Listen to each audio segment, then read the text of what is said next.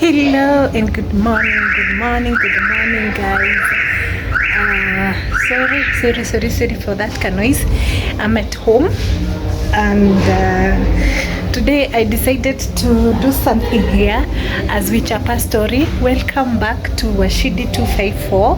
I'm here to give you a story about me, myself, and as I told you, Washidi 254 is all about encouraging someone out there, mtu mwenye hana hopes, mtu mwenye ana feel like to give up.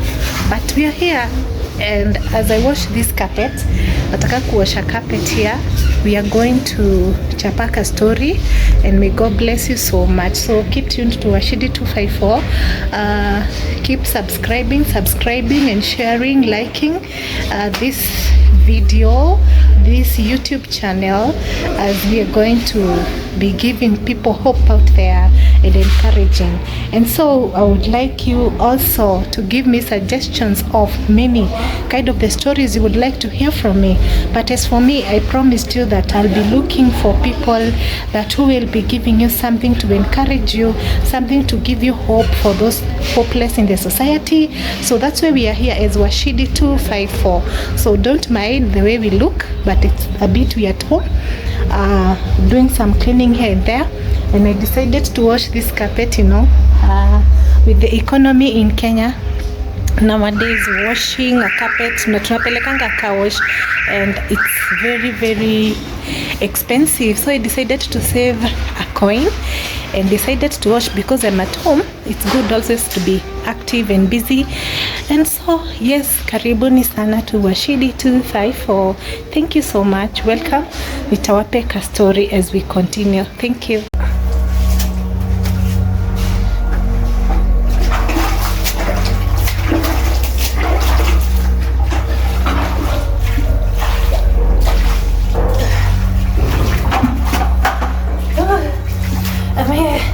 I'm here guys, washing the carpet. In this life there's no need of faking life. Yeah, we live the way we are. We live the way we are, and we do things accordingly the way they are supposed to do. Ndio wengine wanakujanga tao, wanajifanya mabon tao. No. Me, I'm direct from the village. Na kazi ni kuchapa kazi. I know how to do work. And so today, as I told you, decided to wash the carpet. That's why you're here. As I told you, we're gonna chapaka story. More about this girl called Shiroshi.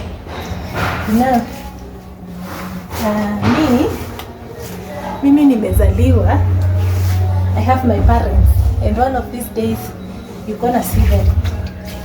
They're gonna appear in this channel very soon and give their testimony, because all about Washidi 254 is all about giving testimony and hope to those who don't have hope in this life.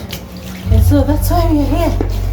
So me, I was born so many years ago. Yes, 3 decades ago. In somewhere called Kiambu County. Actually, we were living, or we were staying in Kiambu town. That's when I grew up. Na kujijua, nilipatanga wazazi wangu tunaishi Kiambu. So my dad was working there in one of the farms, and as an accountant there. So life was not that bad for us guys, and I attended Kiambu Primary School. So me, part of my life I'll be giving it bit by bit, so that you see the far I've come from. So this life is not easy as people think, but the ups and downs and the pains of this life is to give us testimonies, because as you pass through all these hardships, there's always a victory, and people need to celebrate and also to encourage someone out there. So me, I was attending a school in Kiambu Primary School That's where I started my primary school. But before I started my primary school, those watu wa kitambo here in Kenya, you know, tulianza ile like unaingia shule after 5 years you start in a nursery school. So nilikuwa naenda nursery school a place in Kiambu called Duberi, and I still recall my teacher by then. Alikuwa anaitwa Wasami, and I saw her recently. She's a great woman. Alitufunza nursery school, and after that nursery school join Kiambu Primary School. That's where I started my class 1. And nikiwa pale, I want to give you a short testimony of what happened in my life nikiwa kadogo. So it happened, my parents relocated from Kiambu, and we went to a place called Githurai. Somewhere in Githurai. I don't know whether it's 44 or 45. I'll confirm that with my mom. So to relocate now. So I used to go all the way. You can imagine, all the way from Githurai. I think it's Githurai 45. All the way from Githurai 45 to Kiambu Primary School in Kiambu town. You can imagine the hustle of a young girl, 6 years old, kupanda matatu from Githurai to Kiambu. So those were the hustles and the struggles nilikuwa napitia, but God is grateful. So after to relocate there, I remember one day, I was not familiar with the road, but sasa venye nilipelekwa after tumehama. So you know, after kuhama, you understand the Kenyan parents, ukihama from, especially those who live in town, when you relocate, it becomes very hard for your kids to join school. You can't, your kid can't go to a new school just like that. Okay, there are some struggles. Maybe it's in between the term. So the child lazima amalize hiyo term so that maybe you can look for a new school also, something of sort. So me, I was, nilikuwa naenda all the way from Githurai to Kiambu. But this particular day, sikuwa nimejua barabara. So my mom, my dad had traveled. I was so young. You can imagine I'm trying to remember the story when I was 6 years old till now. My dad had traveled. So my mom told me, ukitoka shule at around 1, don't get out of school, don't leave the school, I'll come for you. And so me, I waited for my mom. I waited for my mom. Nikamgoja. My mom didn't appear. Hakukuja. Nikamgoja for 1 hour. I think I was impatient. Nikamgoja for 1 hour. Nikaona mom hakuji. So this lady decided to look for her way home. Nikafikiria maybe mama alisahau kunikujia.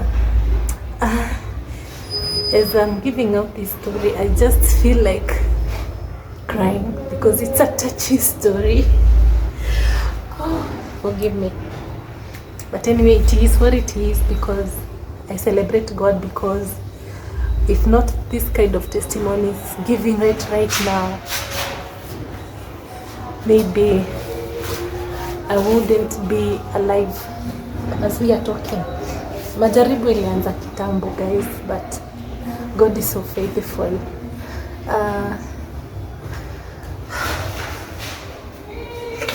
I'm sorry for that.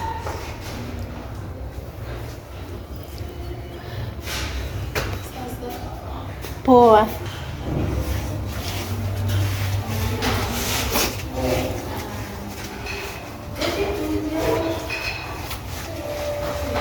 Naosha carpet. You're washing the carpet. Naosha carpet here. As I'm giving you part of my story. I'm sorry guys for the background noise.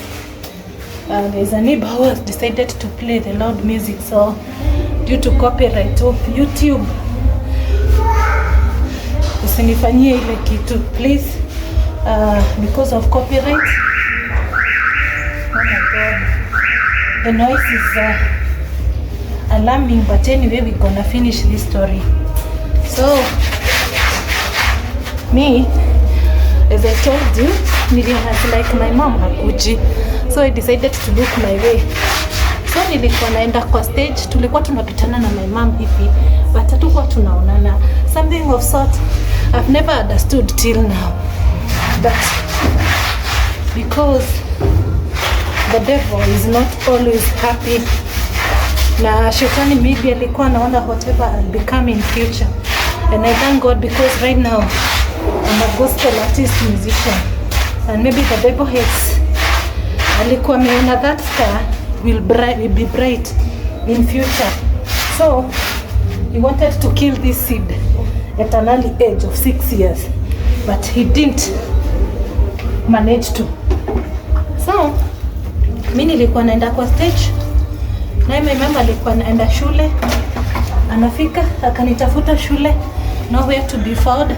Anarudi kwa stage na mimi niko kwa stage going back to school, sijui tulikuwa tunapitana wapi kwa barabara. So nikafika mahali, it got late, so my mom hajanipata na mimi sijampata, so nikafikiria to go home, but sasa siku anajua the way forward or where to, venye nitaenda. So mama alikuwa kuja nionyeshe, utakuwa unachukua hizi matatu and you go home through this route.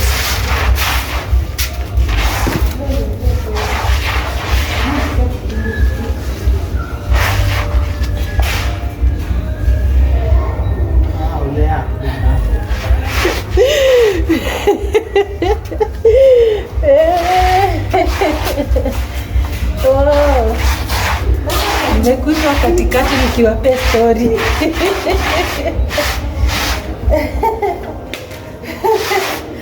No, my mom, I'm giving you a story of a 6 years old girl mwenye alikuwa amepotelea somewhere in the right. Oh, but I welcome my mom one of these fine days atupatie hii story yeye mwenyewe, because she knows better more than I am, because I was a young girl by then.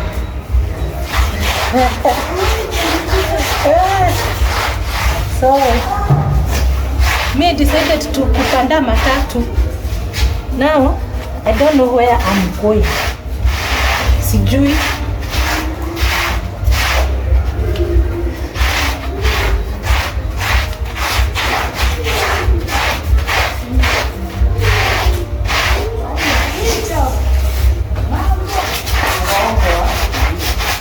Kuna noise at the background, so guys don't worry.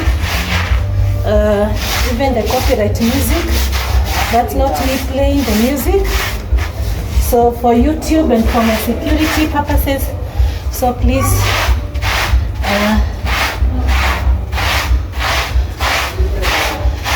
I want to be safe on that side because of copyright and so forth. So mimi nilifika mahali nimepanda matatu. Nilienda nikashukia mahali sijui ni wapi, and as I was walking the road, it was late night at around 9 or 10 p.m. So nikikuja kujua nilikuwa place na huku kujua kunaitwa Kongongo na kunaitwa, and it's a very dangerous place as kwa barabara. A young girl now, she's the middle stop kutafuta kwa home, and it's late night na hajui ataenda aje. So I was crying all alone kwa barabara, but I think God heard my cry that day, like when God had the cry of mtoto wa Hagar in the wilderness and came to the rescue. So Hagar and the son didn't die. So that day God had my cry. And as I told you, the devil always anakuanga na our stars ahead and always fights for our destiny. So nilikuwa nimeona maybe in future like the way I am today, I'll be a musician, I'll be a gospel artist, and maybe hakuwa nataka nifikirie that. So, but I'm just giving this story to encourage someone out there who might be losing hope, who might someone who might be lost of faith, to tell you that there is God in heaven, and He always protects us and covers us by day and by night. So that day, I remember as I was walking through out the night with nowhere going, kulikuja kagari and it stopped in front of me and asked, kasichana unaenda wapi? And I said I'm going home, but sijui home ni wapi. And because it was late night, I didn't know what to do. Na wananiona niko na uniform kwa barabara. So they decided to carry me. The car was with a man and a woman, and then they decided to carry me. Tutafute asubuhi njia ni za wapi. And that's how I was rescued on that night. Because maybe, as I was thinking, maybe that night, maybe we get attacked by someone or something, or even animals along the way. But God didn't allow. God is always faithful. So that is part of my many stories I'll be sharing with you. And I got rescued that night, and I slept at their home. So the following day, as we woke up, by God's miracle nikaweza kukumbuka kwetu. As we were, walikuwa najaribu kutafuta the way forward, but by God's miracle nilikumbuka our way home, because it was during the day. And that's how I got saved from the dark. As the Bible says that God always protects us at day and always at night. So me, I saw God that day. Hata kama sikuwa najua, right now I understand that God always loved me. And yeah, that's a short story of me, of how a 6 young girl nikamepotelea kwa barabara at night. You can just imagine.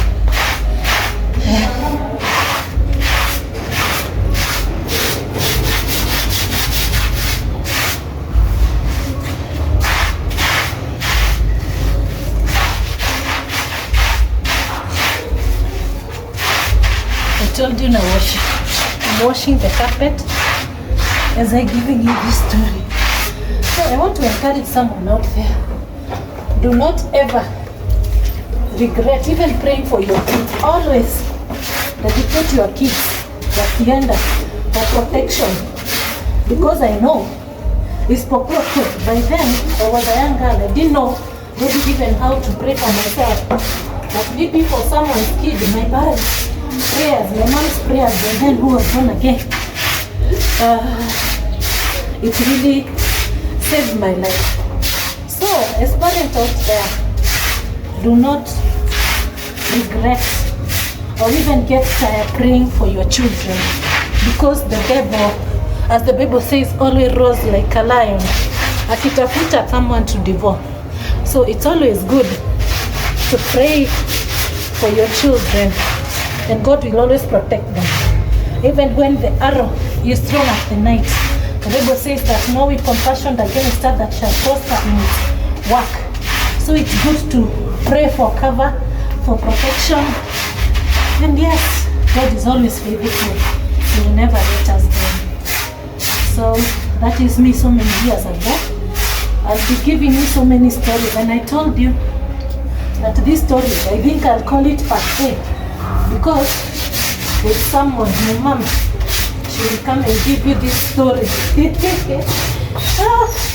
As the mother of that young girl by then, of what she went through. I know it's painful, but actually right now, as I told you, testimonies, painful stories and testimonies to encourage someone out there. So I'll bring her one of these fine days, and she will give us this story in full details. And yeah, I thank God, because right now maybe singekuwa hapa, but God is faithful. As I told you, Washidi 254 is to encourage people out there and also to give you hope in future. So guys, keep tuned. Please subscribe to this channel, Washidi 254. I've left this story hanging so that you might come back and you want to know more about what happened in details as you hear from my mom's mouth. So thank you so much for listening to me. I'll give you more details about this.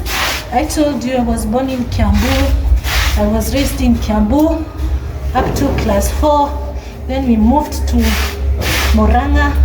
I'll be giving you bit by bit, but all these stories is for victory, because it's kuna ushindi pale ilipatikana. The way we moved from Kiambu to Murang'a, and then the way we moved from Murang'a to Nairobi, I'll be giving you those stories here in Washidi 254. So keep tuned, guys. I love you so much. So keep on subscribing, share, and God will bless you so much. Thank you. I love you. Let me finish washing this carpet. I'll see you in the next video. Thank you.